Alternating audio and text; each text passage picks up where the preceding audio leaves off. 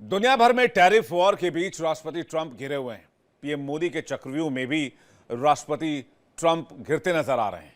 लेकिन अब ट्रंप एक नई चाल चल रहे हैं, क्योंकि अमेरिका में कर्ज लगातार बढ़ रहा है, महंगाई भी बढ़ रही है और आम लोगों में आक्रोश भी। और इतना ही नहीं, अमेरिका पर तकरीबन $37 ट्रिलियन का कर्ज हो चुका है, अलग अलग सोर्सेस की माने। वहीं अमेरिकी ट्रेजरी डिपार्टमेंट की हालिया रिपोर्ट के मुताबिक अगस्त 2025 तक अमेरिका पर कुल कर्ज $37 ट्रिलियन का है, यानी लगभग 3,236 लाख करोड़ रुपए से ज्यादा यह कर्ज हो चुका है। यह कर्ज अमेरिका की जीडीपी यानी लगभग $30 ट्रिलियन से ज्यादा है और ये दुनिया की सबसे बड़ी अर्थव्यवस्थाओं में से, जैसे कि चीन, जापान, जर्मनी और भारत की संयुक्त जीडीपी से भी ज्यादा है। बढ़ते कर्ज से निजात पाने के लिए क्या अमेरिका पाकिस्तान जैसे आतंकी मुल्क के साथ क्रिटिकल मिनरल डील कर रहा है? क्योंकि माना यह जा रहा है कि डोनाल्ड ट्रंप की नजर पाकिस्तान की खनिज संपदा पर है और इस पूरे खेल में ट्रंप और मुनीर के लिए सबसे बड़ा रोड़ा भारत बना हुआ है। और दलील यह भी दी जा रही है कि शायद यह वजह भी हो सकती है कि ट्रंप भारत से नाराज चल रहे हैं। इसे समझने की कोशिश करते हैं कि क्रिटिकल मिनरल्स का एक खेल आखिर कैसे चल रहा है। बताया जा रहा है कि पीओके गिलगित बाल्टिस्तान पर भारत लगातार दावा करता है। दूसरी वजह यह है कि भारत की बढ़ती सैन्य ताकत, जिसे दुनिया ने देखा जब ऑपरेशन सिंदूर के जरिए भारत ने पाकिस्तान की ठुकाई की। और भारत सिर्फ आसपास ही नहीं बल्कि दुनिया के बड़े संगठनों में भी अहम रोल अदा करता है, जैसे कि ब्रिक्स में भारत के बढ़ते प्रभाव से ट्रंप बेचैन लगते हैं। चौथी वजह है अमेरिका के कर्ज मुक्ति नीति के आगे क्या भारत रोड़ा बना हुआ है, क्योंकि भारत पाकिस्तान पर पैनी नजर रखता है। पांचवी वजह है कि दुनिया में भारत का बढ़ता दबदबा, लगातार बढ़ती अर्थव्यवस्था से भी अमेरिका चिंतित है और अब अमेरिका भारत को प्रतिद्वंद्वी के तौर पर देख रहा है। एक तरफ अमेरिका कर्ज से निजात पाने के लिए पाकिस्तान की तरफ रुख कर रहा है, पाकिस्तान की खनिज संपदा को देख रहा है कि थोड़ी राहत मिल सके। वहीं दूसरी तरफ भारत के पास भी खनिज संपदा का एक बड़ा भंडार है। रक्षा जानकारों की माने तो मुनीर ने पाकिस्तान को गिरवी रखने के लिए डोनाल्ड ट्रंप से डील की है। अमेरिका को लालच दी है कि उसके पास $50 ट्रिलियन का खनिज भंडार है, खासकर बलूचिस्तान, पीओके और गिलगित बाल्टिस्तान में। मुनीर की प्लानिंग यह है कि इन संसाधनों को आधार बनाकर एक नई डिजिटल करेंसी बनाई जाए। इसलिए ट्रंप बार बार पाकिस्तान की वकालत करते नजर आते हैं। बलूचिस्तान, पीओके और गिलगित बाल्टिस्तान में विशाल तेल और खनिज संसाधनों के भंडार का दावा पाकिस्तान ने किया है। यहां तेल, प्राकृतिक गैस, तांबा, लिथियम, यूरेनियम और रेयर अर्थ मिनरल के भंडार बताया जा रहा है। लेकिन पेच यह है कि जहां अमेरिका की नजर है वो भारत का इलाका है और अमेरिका की दिक्कत यही है। पीओके गिलगित बाल्टिस्तान भारत के नक्शे का हिस्सा है और भारत का अभिन्न हिस्सा है। मोदी सरकार ने 2019 में अनुच्छेद 370 हटाने के बाद साफ संदेश दिया कि कश्मीर और उससे लगे सभी क्षेत्र भारत के ही हैं और एक दिन भारत में शामिल होकर रहेंगे। ऐसे में भारत के कूटनीतिक कदम से ये जो रेयर अर्थ मिनरल वाला खनिज संपदा वाला गेम है, क्या वो दूसरे लेवल पर जा सकता है? भारत सिर्फ दावे तक सीमित नहीं है। ऑपरेशन सिंदूर में पाकिस्तान के नूर खान एयरबेस पर भारत के सटीक हमलों ने दिखा दिया कि इस मोदी सरकार किस हद तक जा सकती है। रिपोर्ट के मुताबिक इस बेस पर अमेरिकी मूल के F-16 और संवेदनशील दूसरी चीजें भी यहां मौजूद थी। यानी भारत का सैन्य संदेश सिर्फ पाकिस्तान को नहीं था, क्या यह वॉशिंगटन तक भेजा गया? और अगर भारत चाहे तो क्या REM यानी कि रेयर अर्थ मिनरल के सप्लाई चेन को जड़ से हिला सकता है? वैसे ट्रंप की योजना में सिर्फ संसाधन नहीं बल्कि डॉलर को बचाने का खेल भी शामिल है। अमेरिका चाहता है कि देश रेयर अर्थ मिनरल बॉन्ड्स खरीदे और कर्ज का बोझ हल्का करे, और भारत ब्रिक्स में रुपए और वैकल्पिक करेंसी पर जोर दे रहा है। यानी अगर भारत ने REMX को मान्यता नहीं दी तो चीन, खाड़ी देश और यूरोप भी पीछे हट सकते हैं। तो तस्वीर साफ है कि भारत के दावे, सैन्य ताकत और आर्थिक रणनीति सीधे ट्रंप की REMX योजना पर चोट कर रहे हैं। अब सवाल यह है कि क्या ट्रंप अपने कर्ज से निपटने के लिए पाकिस्तान के रेयर अर्थ मिनरल पर टिके हुए हैं या फिर गेम कुछ और है। मामला ईरान और अफगानिस्तान से जुड़ा हुआ है। इसी पर चर्चा करेंगे आज की बड़ी डिबेट में। हमारे साथ जुड़े हुए मेहमान हमारे साथ इस वक्त जुड़ रहे हैं दीपक वोरा, फॉर्मर डिप्लोमेट, थोड़ी देर में कनेक्ट करेंगे। मेजर जनरल अनुज माथुर, रक्षा विशेषज्ञ हमारे साथ जुड़ रहे हैं। अमेरिका से पूर्णिमा नाथ, लीडर रिपब्लिकन पार्टी हमारे साथ जुड़ रही हैं। अमेरिका से डॉक्टर धीरज कौल हमारे साथ जुड़ रहे हैं, अंतर्राष्ट्रीय मामलों की जानकार। और कर्नल रिटायर्ड जेएस सोडी हमारे साथ जुड़ रहे हैं, रक्षा विशेषज्ञ और विदेश मामलों की जानकार। आप सभी का बहुत स्वागत है। मैं धीरज कौल से शुरुआत करूंगा। धीरज कौल साहब, आपने क्या कोई स्टडी की पाकिस्तान के आरईएमएक्स को लेकर? जो बड़ा दावा किया जा रहा है कि भाई पाकिस्तान में ये मिल गया, ये मिल गया, ये मिल गया, ऐसा हो गया, वैसा हो गया है, और क्या अमेरिका का कर्ज वहां से निपट सकता है? $50 ट्रिलियन की कोई खनिज संपदा वहां बताई जा रही है। नमस्कार, thank you for having me on the show. देखिए, रेयर अर्थ मेटल्स की actually we should do a show on this. मैं इस पे एक पेपर लिख रहा हूँ अभी फाइनेंशियल जर्नल के लिए। बट समझना जरूरी है, 1979 से 1980s के बीच में जब वर्ल्ड में इसकी इंपॉर्टेंस नहीं समझी जा रही थी, चाइना ने इस पे फोकस करके पूरी सप्लाई चेन पे कैप्चर किया हुआ है। आप जान के हैरान होंगे, 60% ऑफ रेयर अर्थ चाइना में है। हैवी रेयर अर्थ मेटल्स सारे मोस्टली चाइना में पाए जाते हैं। इनकी रिफाइनेबिलिटी मतलब क्वांटिटी, कितना प्रोडक्टिविटी आती है, अगर आप 100 टन ले तो उसमें से 5 टन से ज्यादा रेयर अर्थ निकलता है अगर आप रिफाइन करें। उसकी पूरी प्रोprietary टेक्नोलॉजी को चाइना ने बहुत एनहेंस किया है। रेस्ट ऑफ द वर्ल्ड जहां पे रेयर अर्थ मिल रहे हैं वो 2% से भी कम निकलते हैं। मतलब अगर 100 टन ले तो 2 टन से कम निकलते हैं। प्रॉब्लम ये है, ये समझना सबको जरूरी है, रेयर अर्थ को रिफाइन करना एक प्रॉफिटेबल बिजनेस है ही नहीं। लेकिन अगर आप इसे पूरा कैप्चर कर लें वर्ल्ड से और इस पे मोनोपोली कर लें तो आप मैनिपुलेट कर सकते हैं। It's a manipulating tool. पहली बात तो ये, आप जान के हैरान होंगे, पूरे विश्व के अंदर नंबर 1 प्लेस जहां पे रेयर अर्थ पाए जाते हैं हाई क्वालिटी के, क्योंकि मैग्नेट्स में लगते हैं, ड्रोन्स में लगते हैं, एयर बेल्ट्स में लगते हैं, ईवीज में लगते हैं, ट्रांजिस्टर्स में लगते हैं, आपके लैपटॉप में लगते हैं, हर जगह ही लगते हैं। लेकिन इनको रिफाइन करने की प्रक्रिया बहुत ही जटिल, बहुत ही एक्सपेंसिव है। रिटर्न ऑन इन्वेस्टमेंट बहुत कम है, अनलेस गवर्नमेंट पूरी तरीके से सब्सिडाइज करे और पैसा दे, लॉस मेकिंग इंडस्ट्री को सपोर्ट करे। क्यों करेगी ऐसा काम? ताकि आपके पास मोनोपोली हो जाए और आप पूरे वर्ल्ड को कंट्रोल कर सके। अनफॉर्चुनेटली पूरी दुनिया इसमें सो रही थी, इंक्लूडिंग यूएस। हमारे पास अगर आप नंबर देखें तो वर्ल्ड में नंबर 1 चाइना है, सेकंड इज फिलीपीन। आप जान के हैरान होंगे, भारत नंबर 5 पे है। लेकिन भारत के जो रेयर अर्थ निकलेंगे उनकी क्वांटिटी 100 टन से 2 से 3 टन निकलेगी और लाइट है। कुछ हद तक हमें चाइना पे इनिशियली, हमारे पास भारत में 22 साइट्स हैं, 22 साइट्स राजस्थान में है, गुजरात में है, आपके उड़ीसा में है। एक कंपनी है एज ऑफ नाउ जो रेयर अर्थ को माइन करती है, गवर्नमेंट है, लेकिन इसको एक्सपैंड करने की बहुत जरूरत है। लेकिन जो क्वेश्चन आपने मुझसे इनिशियली पूछा वो बिल्कुल रॉन्ग फैक्ट्स हैं। पहली बात, बलूचिस्तान में 55 ट्रिलियन का रेयर अर्थ है ही नहीं। ये पता नहीं कहां से इंफॉर्मेशन निकाली जा रही है। ये बात सही है कि बलूचिस्तान में जो सैंड पाई जाती है उसमें कई तरीके के रेयर अर्थ की खनिज के पदार्थ हैं।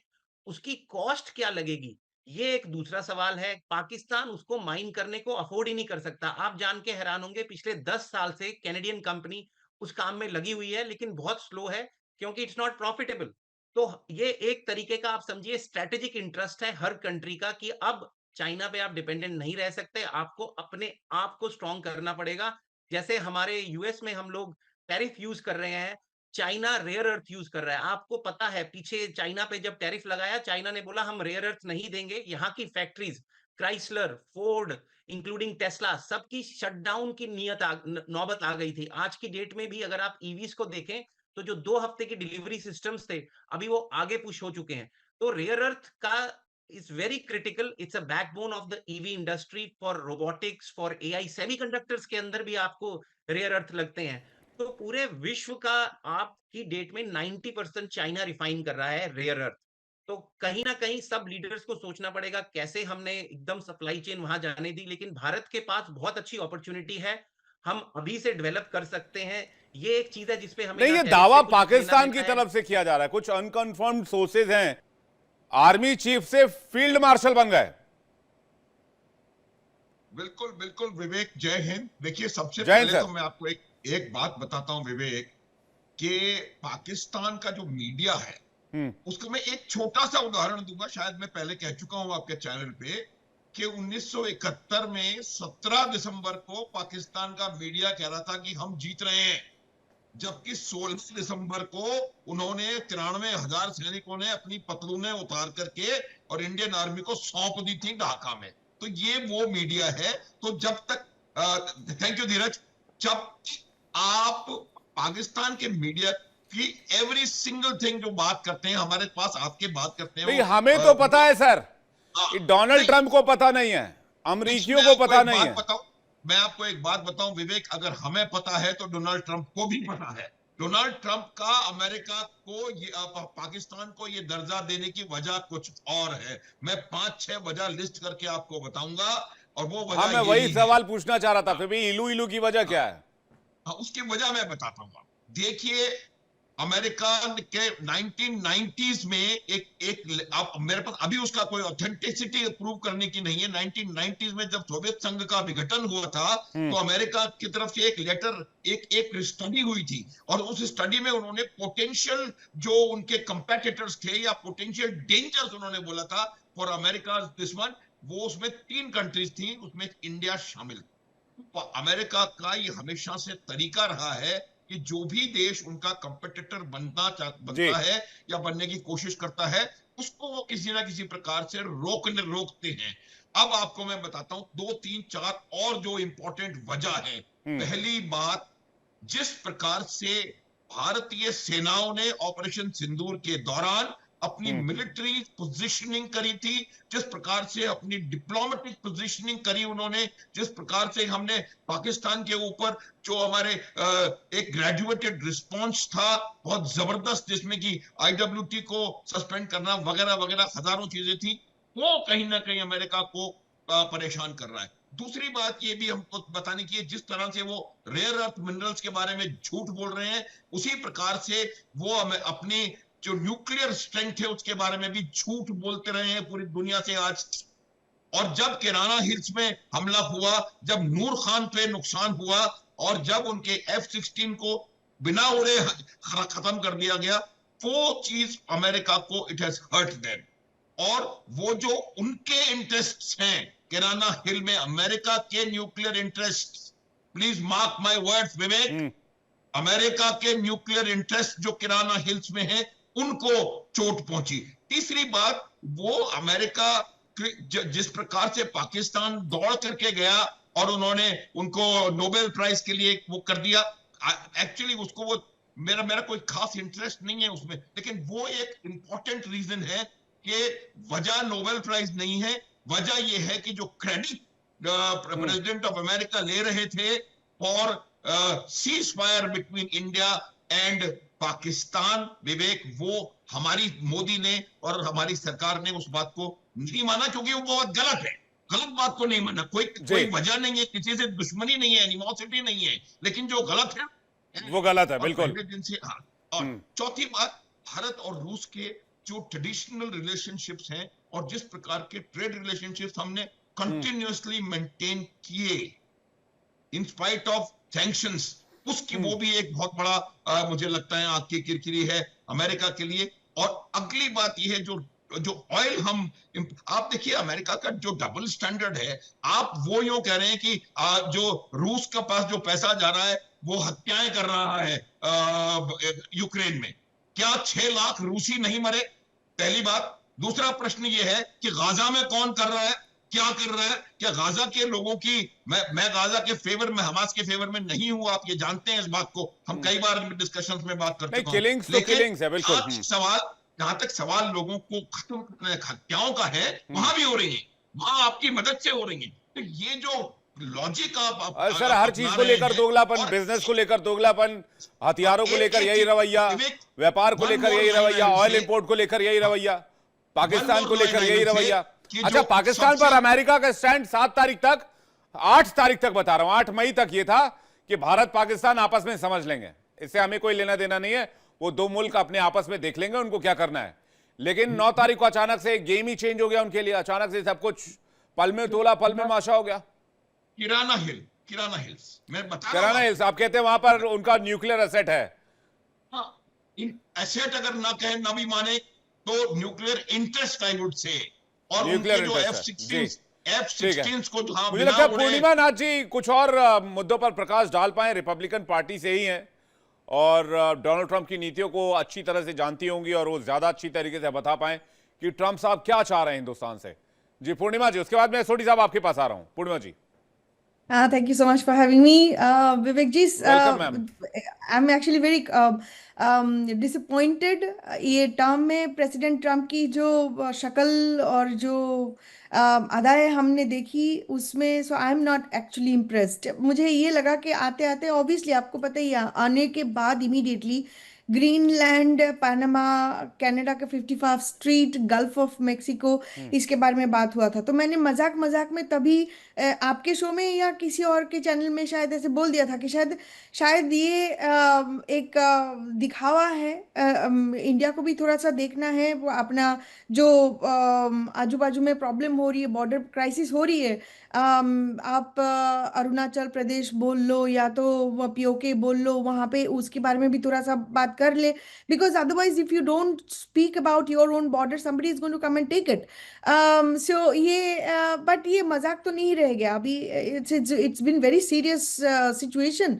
अब इन्फ्लेशन, अब दवा किए थे इन्फ्लेशन कम होगा, लेकिन इन्फ्लेशन कम नहीं हुआ। आप बोल रहे हो एग प्राइसेस 400% कम हो गया, वो झूठ, सरासर झूठ। कैमरा देके आप बोल रहे हो, लेकिन दुकानदार आपको पैसा भी दे रहे और अंडे भी पकड़ा दे रहे हाथ में, ये तो नहीं हो रहा है। आप बोल रहे हो गैस प्राइसेस कम हो रहा है, बिल्कुल इन्फ्लेशन नहीं है। कौन बोल रहा है? बिकॉज इन्फ्लेशन बिल्कुल नहीं होना इसका मतलब 0% है, लेकिन 0.2% कम होना इसका मतलब थोड़ी है कि इन्फ्लेशन नहीं है।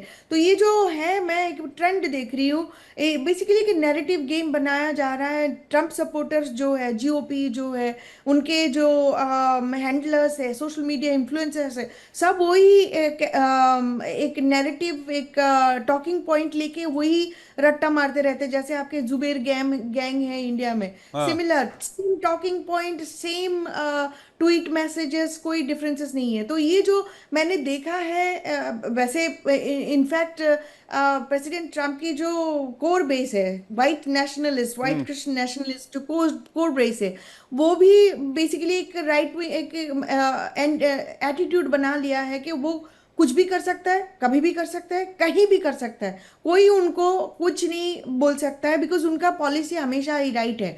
वो पॉलिसी एनालाइज अब कर ही नहीं सकते हो। करोगे तो आप डिसलॉयल हो, आप एंटी अमेरिकन हो, आप यहाँ पे बिलोंग नहीं करते हो। स्पेशली खास बात हम जैसे लोग जो नहीं है नहीं, इंडियन लेकिन वहां पर एक जो एंटी ट्रंप जो सेंटिमेंट है वो भी पनप रहा है, और लोगों को जब अपनी जेब से पे करना पड़ेगा तो और ज्यादा उनके समझ में आएगा। वो तब समझेंगे जब वो जेब से ज्यादा पैसे खर्च करेंगे। और मैं इंदौरी साहब की 2 लाइन मुझे याद आती है इस बात पर कि भाई ये जो स्थिति है इससे कैसे निपटें। तो वो 2 लाइन दरअसल बड़ी इंपॉर्टेंट है कि ये मैं आपको सुनाऊंगा, लेकिन सोडी सर काफी देर से इंतजार करें, जल्दी से उनका रिएक्शन ले लेते हैं, फिर मैं आपको वो लाइनें सुनवाता हूं, दर्शकों को भी सुनाता हूं। सोडी साहब। जय हिंद विवेक जी। जय हिंद सर। ये मेरा सौभाग्य है कि मैं आपके न्यूज चैनल पर हूं और विख्यात को पैनलिस्ट के साथ हूं। पिछले साल 5 नवंबर को जब अमेरिकी राष्ट्रपति चुनाव के नतीजे आए तो भारत में खुशी की लहर दौड़ पड़ी, और तब से लेके 10 मई तक भारत में डोनाल्ड ट्रंप के खिलाफ या उनकी नीतियों की आलोचना करना भारत टीवी चैनल पे एक क्राइम से कम नहीं था। बिल्कुल। बहुत कम विशेषज्ञ थे भारत में 5 नवंबर पिछले साल से लेके 10 मई तक जो कि ट्रंप की नीतियों के आलोचना कर रहे थे, और उन मुट्ठी भर में से मैं एक था। लेकिन सब कुछ बदला 10 मई को, जब डोनाल्ड ट्रंप ने खुलेआम युद्ध विराम का पूरा क्रेडिट लेना शुरू किया। तब भारत के अधिकतर लोगों को समझ आया कि हमने डोनाल्ड ट्रंप को समर्थन करके तो हमने भारी गलती कर दी। गलती इसलिए की अधिकतर भारतीयों ने क्योंकि उन्होंने डोनाल्ड ट्रंप को समझा ही नहीं।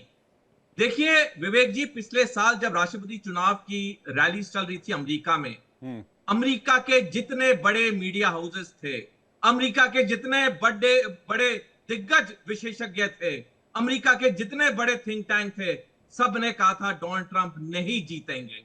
बल्कि जब डोनाल्ड ट्रंप ने कमला हैरिस के साथ दूसरी प्रेसिडेंशियल डिबेट करने से मना कर दिया, पूरी अमेरिका को और दुनिया को ये साबित हो गया या उनको ये निश्चय हो गया कि डोनाल्ड ट्रंप जीतेंगे नहीं। लेकिन तब भी बहुत कम लोग थे जो कह रहे थे डोनाल्ड ट्रंप जीतेंगे, उसमें से मैं भी एक था। जब डोनाल्ड ट्रंप जीते तब लोगों को एहसास हुआ कि अब डोनाल्ड ट्रंप भारत के लिए बहुत बड़ा बदलाव लाएंगे। ये तो कभी डोनाल्ड ट्रंप ने करना ही नहीं था, क्योंकि डोनाल्ड ट्रंप के पहले कार्यकाल में दूसरे कार्यकाल में बहुत फर्क आ गया था। जिन्होंने डोनाल्ड ट्रंप को समझा उन्हें पहली समझ आ गई होगी, डोनाल्ड ट्रंप इस वक्त किसी देश के सगे नहीं है। जहां पे बड़े बड़े दिग्गज थिंक टैंक्स, मीडिया हाउसेस कह रहे थे डोनाल्ड ट्रंप हारेंगे, वहां पे एक आम अमेरिकी नागरिक या वोटर ने उनको भारी बहुमत से कैसे जिताया? सिर्फ इसलिए जिताया क्योंकि डोनाल्ड ट्रंप की बातें अमेरिकी वोटर को अच्छी लगी। Making America great again, America दुनिया के किसी युद्ध में हिस्सा नहीं लेगा, ये सारी बातों ने डोनाल्ड ट्रंप को एक बहुमत विजय दी। और उसके बाद डोनाल्ड ट्रंप ने जो भी किया सिर्फ अमेरिका के फायदे के लिए किया। क्या वो सफल होंगे? ये तो वक्त बताएगा। विवेक जी, अगर डोनाल्ड ट्रंप सफल होंगे, वो अमेरिकी इतिहास में सबसे सफल राष्ट्रपति माने जाएंगे, और अगर वो असफल होंगे तो अमेरिकी इतिहास में वो सबसे असफल राष्ट्रपति माने जाएंगे। ये वक्त बताएगा, अगले 3.5 साल बताएगा। लेकिन जो प्लानिंग उनकी चल रही है मैन्युफैक्चरिंग डिपार्टमेंट में, कहां से कल कारखाने लेके, कहां जूते बनवाएं, वो कहां से वो प्याज की खेती करवाएं, कहां से वो खेती करवाएं जो खेती अमेरिका में होती ही नहीं है। ऐसे बहुत सारे चैलेंजेस हैं। बहुत सारी सामान अमेरिका इंपोर्ट करता है। और मैं भारत के लिहाज से जो मैंने प्रॉमिस किया था, मैं 2 लाइन बताऊंगा। इंदौरी साहब ने कहा है कि भाई अगर खिलाफ है तो हो जाने दो, जान थोड़ी है, ये सब धुआं है, आसमान थोड़ी है, 3.5 साल का धुआं है, सब छट जाएगा, उसके बाद देखेंगे क्या होगा। आपके पास मैं आऊं कौल साहब इस पर जानकारी लेने के लिए कि क्या आखिरकार जो ये पाकिस्तान वाला हवा है कि पाकिस्तान ने जो डील फेंकी है अमेरिका की तरफ, इशारा क्लियर है वेस्टर्न वर्ल्ड की तरफ, खासकर ईयू और अमेरिका की तरफ। अमेरिका रूस से क्या क्या नहीं लेता है? पैलेडियम लेता है, फर्टिलाइजर लेता है, केमिकल लेता है, संवर्धित यूरेनियम लेता है अपने परमाणु प्लांट्स के लिए, लकड़ी से बने सामान लेता है, और भी 10 चीजें हैं। मैं गिनाने लग जाऊं तो सवाल थोड़ा लंबा हो जाएगा। ईयू जो है वो एलएनजी का सबसे बड़ा इंपोर्टर है। पूरे रशिया का 51% गैस ईयू, यूरोपियन यूनियन, यूरोपीय कंट्रीज खरीदते हैं। और बताइए, कहते हैं कि भारत तुम ये मत करो, तुम वो मत करो। तो ये स्वार्थ की राजनीति जिस पर प्रधानमंत्री का निशाना है, मैं चाहूंगा जरा आप इसको थोड़ा और एक्सपोज करें, ये जो वेस्ट वर्ल्ड का ये जो पॉलिटिक्स चल रहा है। देखिए, इस पे एग्जैक्टली मैंने नंबर्स पिछले कई शोज पे आपके साथ शेयर किए, बिल्कुल एक्यूरेटली आप बता रहे हैं। चाइना की एनर्जी, रशिया की एनर्जी का बिगेस्ट इंपोर्टर चाइना है, and India is number 2। Obviously they have grown, और वो ग्रो क्यों किए हैं? क्योंकि जब सैंक्शंस लगे तो अगर इंडिया नहीं खरीदा तो प्रति ऑयल बैरल, मैं नंबर्स के गेम में हूँ, $135 होता। तो रिसेशन के थ्रू वैसे ही गुजर रही है दुनिया, बहुत ही खतरनाक सर सिचुएशन नंबर क्रिएट हो 4 जाती पे है। तुर्की है, जो सबसे बड़ा ऑयल इंपोर्टर है। तुर्की 4 नंबर पे आता है, और तुर्की नेटो का अलाई है सर। Correct, correct, absolutely. और एलएनजी जो लिक्विफाइड नेचुरल गैस है, उसका सबसे बिगेस्ट इंपोर्टर डेफिनेटली यूरोप है। बीच में उन्होंने कोशिश की थी रशिया से सामान बंद करने की, लेकिन वहां पे जिसको बोलते हैं डार्क विंटर्स शुरू हो गई थी। वहां पे हीटिंग सिस्टम क्रैश हो गए थे और लोग हॉस्पिटल्स में पहुंच रहे थे। It was very crisis situation. तो हर कोई इस दुनिया में अपने हित देखता है, दोस्ती दुश्मनी इस पोजिशनल टाइम के साथ चेंज होती रहती है। ये बात बिल्कुल सही है। आप उसी को दबा सकते हैं जो कमजोर हो। इसीलिए मोदी जी बोल रहे हैं कि आप अपने अंदर स्ट्रेंथ लाएं। आज की डेट में मैं अगर आपको डाटा से, क्योंकि मैं डाटा में हूं, मैं आपको कंसर्निंग डाटा देता हूं। आज भी भारत की 96% रेयर अर्थ मेटल चाइना से इंपोर्ट हो रहा है, और ईवी बैटरीज भी वहां से आ रही हैं। अगर आप जानते हैं, सुजुकी, मारुति सुजुकी ने अपने ईवी प्रोडक्शन 2/3 कट कर दिया है, क्योंकि अनप्रिडिक्टेबल है चाइना। अगर आप देखिए, इसमें 1 मिनट दीजिए, क्योंकि आपको माइंडसेट समझना पड़ेगा। मतलब रेयर अर्थ को माइन करना कोई फाइनेंशियली स्मार्ट डिसीजन नहीं है, unless you want to use it as a weapon. ये माइंडसेट 1980, आप स्टडी करिए, मैं तो इस पे पेपर लिख रहा हूं, मैं आपको एग्जैक्ट 1 मिनट में नंबर देता हूं। 1980 के अंदर इन्होंने स्टार्ट किया था। पहले इन्होंने जापान के साथ टाई अप किया 1979 में टेक्नोलॉजी के लिए, 1985 में यूएस के साथ टाई अप किया। आप टाइमलाइन देखिए, 1990 में इन्होंने सारी कंट्रीज को बोला कि अब ये हमारी स्ट्रेटेजिक इंडस्ट्री है, आप लिख लिए बाहर। 1995 तक इन्होंने परफेक्शन क्रिएट किया। माइनिंग और रिफाइनिंग, ये 2 एरियाज हैं जो बहुत कॉस्ट एफिशिएंट होने चाहिए। China has been doing it for 45 years, उनसे आप कंपीट ही नहीं कर सकते। उनके अंदर एनवायरमेंटल लॉज नहीं थे, आप पता है, लोगों का लेबर बहुत सस्ता था।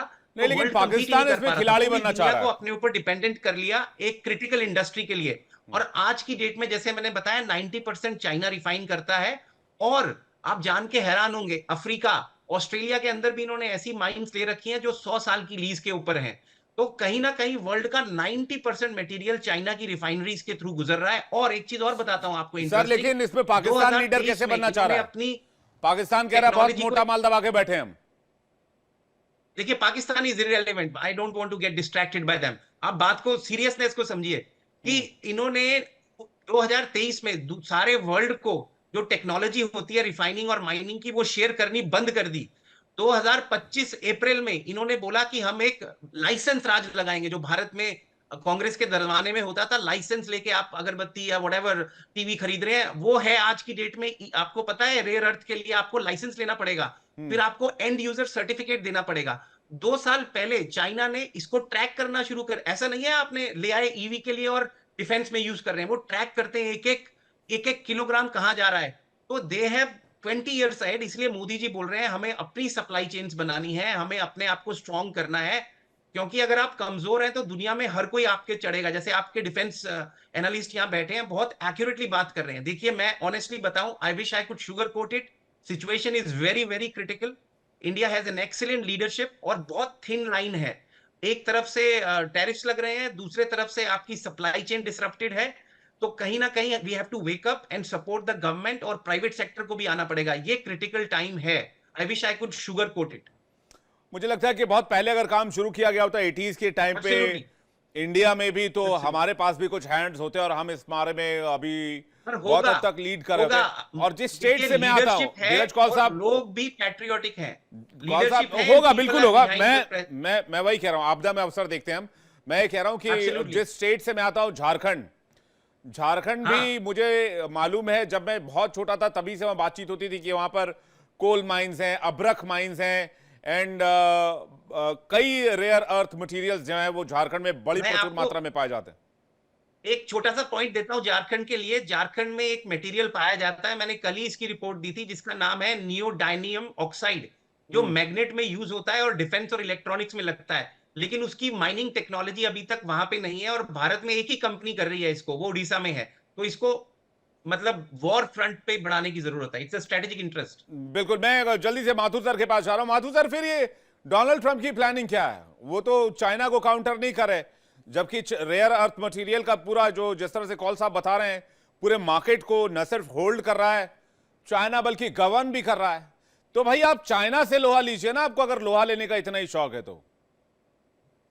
चलिए वही कर रहे हैं अमेरिका। मैं देखिए इसको समझने की कोशिश, अमेरिका अभी उद्देश्य क्या है? अमेरिका का उद्देश्य, जैसे कि धीरज कह रहे हैं, उनका उद्देश्य ये है कि उनकी जो डिपेंडेंस जो चाइना पे है रेयर अर्थ के उसमें, वो कम हो किसी तरह से। इसीलिए उन्होंने यूक्रेन में जो यूक्रेन के रेयर अर्थ के स्टॉक्स हैं उस पर निगाहें गड़ाई हैं। उसके बाद वो पाकिस्तान, क्योंकि वो कह रहा है उसके पास है या नहीं, वो तो मैं आपको बता सकता हूं कि वो कुछ भी कह सकता है पाकिस्तान, लेकिन चूंकि वो कह रहा है कि मेरे पास 50 ट्रिलियन है, तो वहां अमेरिका की निगाहें चली गई हैं। हर उस जगह पर भारत के नॉर्थ ईस्ट ऑफ इंडिया में, आपको मैं बता रहा हूं, रेयर अर्थ मिनरल्स के स्टॉक्स की संभावना है, वहां अमेरिका की नजर गड़ी हुई है। अमेरिका आज की तारीख में यह प्रयास कर रहा है कि किस प्रकार से उसकी चाइना पे डिपेंडेंस कम हो, क्योंकि चाइना इसको, जैसे कि पानी को वेपनाइज किया जाता है ना, उसी तरह से चाइना रेयर अर्थ को वेपनाइज करने की कोशिश कर रहा है। ये बात अमेरिका को बिल्कुल पता है। और ये बिल्कुल एक और बात विवेक, जो बिल्कुल साफ चाइना की स्टेटेड पॉलिसी है कि वो 2050 तक सोल सुपर पावर बनना चाहते हैं वर्ल्ड में, unipolar, I mean that is their vision. तो उसमें जो डायरेक्ट उनके कंपेटिटर्स हैं वो अमेरिका, तो उन दोनों को पता है कि किससे क्या, किस प्रकार का कंपटीशन हो रहा है, और वो इसलिए हर उस जगह पर अमेरिका इंटरेस्ट दिखा रहा है जहां पर कि उसको रेयर अर्थ की और एनर्जी के रिसोर्सेज की झलक नजर आती है। और इस ग्रीनलैंड में क्या है? पाकिस्तान में तो कुछ है ही नहीं सर। लेकिन पाकिस्तान है का ना 9 में ना 13 में, कहीं तो है ही नहीं। वो है मतलब उसमें है क्या? I fully agree with you. लेकिन मैं यूं बता रहा हूं कि आपके पास कुछ नहीं है, लेकिन आप मार्केट कर रहे हैं कि मेरे पास 50 ट्रिलियन है।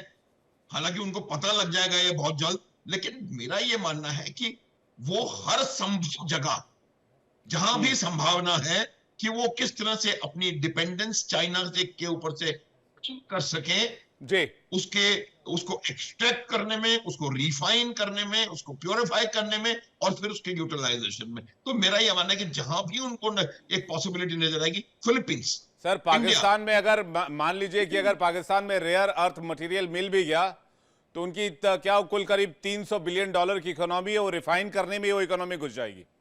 उतना वो रिफाइन करेंगे उतने में उतना इकोनॉमी उसकी चली जाएगी। तो पाकिस्तान की इकोनॉमी का साइज भी उस मटेरियल को रिफाइन करने में नहीं है।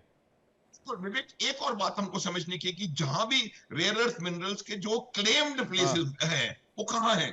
पीओजे, गिलगिट बाल्टिस्तान, खैबर पख्तूनख्वा, बलोचिस्तान, उनमें से किसी भी जगह पर पाकिस्तान की कोई रिट नहीं है आज की तारीख में। मेरे को समझ में नहीं आ रहा है कि अमेरिका को इतनी छोटी सी बात नजर कैसे नहीं आ रही है कि पाकिस्तान। नहीं तो फिर बेगानी शादी में ये शाहबाज और मुनीर कैसे दीवाने बने फिर रहे हैं? सोली साहब से जवाब चाहेंगे, उसके बाद पूर्णिमा जी आपके पास आ रहा हूं।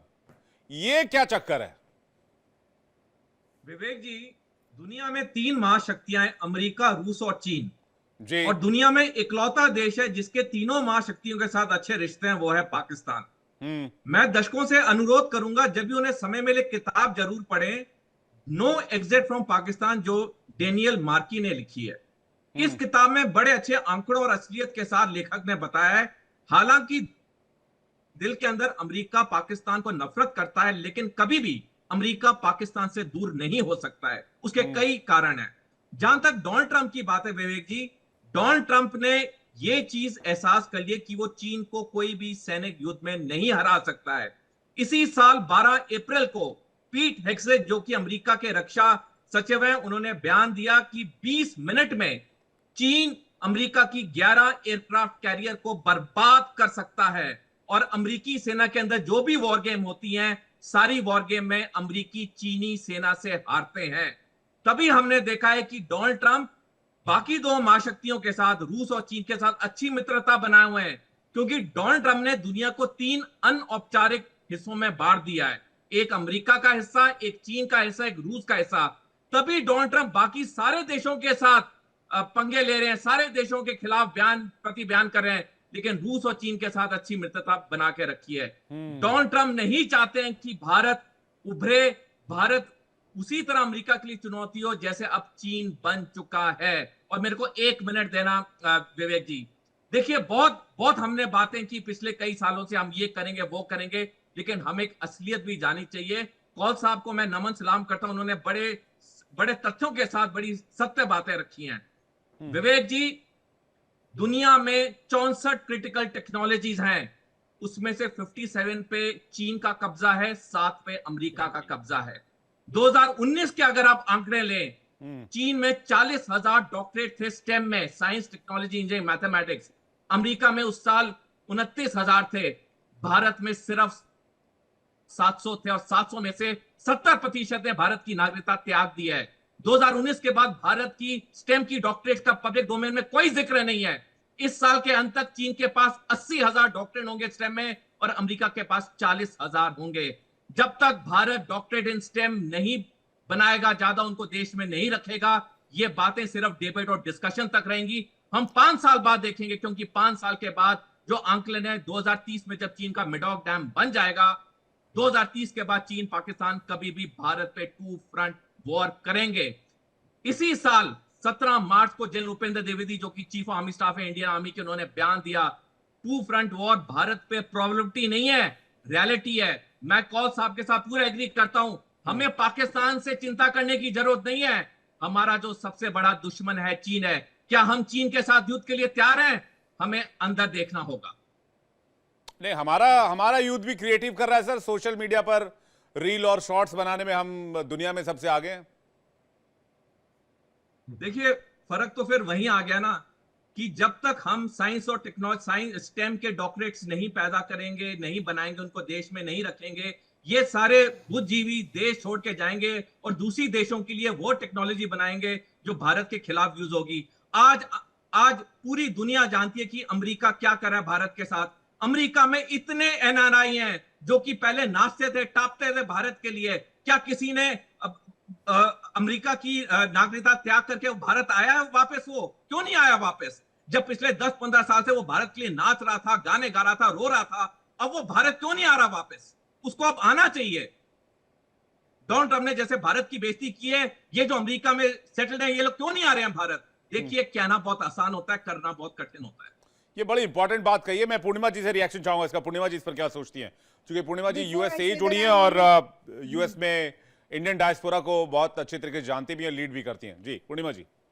जी thank you so much for having me. First of all मैं एक दो चीज रेयर अर्थ के बारे में बोलूंगी। ये जो कॉन्वर्सेशन है शायद आपने पहले कभी किया है, बट मैं उसको क्लैरिफाई करना चाहती हूँ। यूक्रेन का जो मिनरल्स डिपॉजिट है, जो 20,000 है पाया गया है, उसमें से 2,868 में काम हो रही है बाय द वे। उसका वैल्यूएशन $26 ट्रिलियन है। अगर आप डॉनबास की सिर्फ ले लो, 15 ट्रिलियन वहां पे आ जाएगा अगर रशिया के पास वो जगह चला जाएगा। और आप वेनेजुएला की देखो, Venezuela has the largest oil depository in the world, in the world. And if you look at from a perspective of Russia, Russia is known for natural resources, rare earth material, and it is valued at 75 trillion. हमने China की बात ही नहीं की है यहाँ पे, सिर्फ Russia Venezuela, LNG और का भी यूक्रेन की सबसे बात बड़ा जी उत्पादक देश है, एलएनजी का, जी लिक्विड नेचुरल गैस का। जी जी। हम ये क्यों कह रहे हैं? क्योंकि अब यूनाइटेड स्टेट्स का और यूरोपियन कंट्रीज का एक एजेंडा होता है किसी को एनिमी बना देना, एनिमी देश बना देना। ये ना, ये रशिया के साथ जो कोल्ड वॉर चल रहा था ये तो कभी खत्म नहीं हुआ। डिसमेंटल होने के बाद भी, नेटो एक्सपेंशन होने के बाद भी अभी रूसोफोबिया है from the European continent and as well as from American counterpart. अभी यहाँ पे क्या हो रहा है? यहाँ पे अब मैंने ये तीनों का क्यों नाम लिया है? Because of the fact that ये रिपब्लिकन हो या डेमोक्रेट्स हो, the agenda is American exceptionalism, agenda is American supremacy. तो ये यही कर सकता है, बिकॉज अदरवाइज डोमिनेंस अगर नहीं दिखाएंगे तो अमेरिका का सुप्रीमेसी चला जाएगा। एक मनरो डॉक्ट्रिन बोल के एक चीज है, 1800 में बना हुआ था। अनफॉर्चुनेटली वो यूज करा गया है साउथ अमेरिका में इन्वेड करने के लिए, उनकी जगह कब्जा करने के लिए। वेनेजुएला में प्राइमरीली वो लोग कब्जा करने के लिए तैयारी लगा रहे हैं अभी। अब मैं आती हूँ इंडिया के ऊपर, डोनाल्ड ट्रंप चिढ़ा क्यों है? तो मेरे ख्याल से पहले दोस्त तो थे, लेकिन वो जो दवा कर रहे हैं पाकिस्तान, जो अगर फेक भी है, डोनाल्ड ट्रंप को अगर लगेगा वो सच है और सही है, तो अफगानिस्तान के जैसा पाकिस्तान का भी यूज करवाएंगे। लेकिन इंडिया अभी एक यूनिक सिचुएशन में पड़ा हुआ, ना वो वेस्टर्न ब्लॉक में जाना है उनको, ना उनको ईस्टर्न ब्लॉक में जाना है। उनका जो आइडियोलॉजिकल स्टैंड्स है, सिविलाइजेशनल इथोस है, वो यूज करके आप एक यूनिक पोजीशन आपके लिए बना सकते हो। आप किसी के साथ ही क्यों जाना? खुद ही बनो, आप खुद ही आपका सुप्रीमेसी बनाओ। लेकिन that can not come with A theoretical agenda of terrorising somebody और टेकिंग समबडीज लैंड और वहां पे जाके किसी का तेल या उनका रिसोर्सेस कब्जा करना। प्रधानमंत्री ने अमेरिका जो साफ कर तौर रहा पर है कह या दिया तो ना यूरोप। कि आर्थिक स्वार्थ की राजनीति हो रही है। यही जी तो है जी आर्थिक स्वार्थ की राजनीति। और क्या होती है आर्थिक स्वार्थ की राजनीति? कि सिर्फ अपना एग्जैक्टली अपना अपना अपना सोचना और बाकी कंट्रीज को छोड़ देना। कोविड के टाइम पे भारत ने दुनिया भर को वैक्सीन दिया। भारत इवन गाजा में भी रेस्क्यू रिलीफ फंड देता है, यहां से खाना भेजता है, यहां से सामान भेजता है, ताकि वहां के लोगों को सहूलियत मिल सके। इस तरह की राजनीति की जरूरत है, वसुधैव कुटुंबकम वाली राजनीति की जरूरत है, न कि स्वार्थ वाली राजनीति की जरूरत है। इसको और एक्सप्लेन करेंगे। और जी बोलिए। 30 सेकंड मैं वो कॉर्नेल साहब का क्वेश्चन भी आंसर कर लूं। कॉर्नेल साहब क्या कहा? It's easier to say then move from America to India. मैं आपको एक बात बताती हूँ, ये इंडियन जो पॉपुलेशन है अमेरिका में वो सिर्फ 1% है, 1% ऑफ अमेरिकन पॉपुलेशन। आप ब्रिटेन बोल दो, स्पेन बोल दो, स्वीडन बोल दो, स्विट्जरलैंड बोल दो, कहीं पे भी यूरोपियन कंट्री में ले लो, यहाँ पे भी आपको इंडियन पॉपुलेशन मिलता है। वो भी 1 to 2% आपको मिलेगा, उससे ज्यादा नहीं है हम। तो एक बात कहना होता है कि हमारे जो हिंदू पॉपुलेशन है वो जो बाहर मुल्क में जाके अपना फैमिली के लिए काम करते हैं या तो इकोनॉमिक डेवलपमेंट के लिए जाते हैं। आपको नहीं पता है किसी का फैमिली सिचुएशन क्या था वहां पे जाके। नहीं, उनका ये कहना है कि उनका ये कहना है कि एक सेंटिमेंट तो होना चाहिए। हाँ, लेकिन टुवर्ड्स योर कंट्री। वो एक आप समझ दूसरी बात को नहीं कह रहे रहे हो हैं। उसमें। वो उसमें दूसरी आपका बात ये कह फायदा रहे हैं भी कि आप समझ आज नहीं की रहे हो। तारीख में अगर भारत के ऊपर लेकिन कोई संकट है तो उसमें टुवर्ड्स योर कंट्री एक सेंटिमेंट देखना चाहिए। खैर मेरे पास समय पर इतना एट ही द सीमित सेम है। टाइम, लेकिन जी सर ये जो मामला है ना, आपको ये समझना बहुत जरूरी है। ये जो लोग है ना, पहले एक आइडिया था कि भारत मैं के फिर बाहर कनेक्ट जाने करूंगा के इस बाद मामले भारत पर, के और बारे में स्वार्थ की गंदा बोले। राजनीति दुनिया में आजकल कैसे हो रही है इस पर भी डिबेट करेंगे, लेकिन फिलहाल वक्त सीमित है। आप सभी मेहमानों का बहुत शुक्रिया हमारे साथ जुड़ने के लिए, बहुत बहुत धन्यवाद।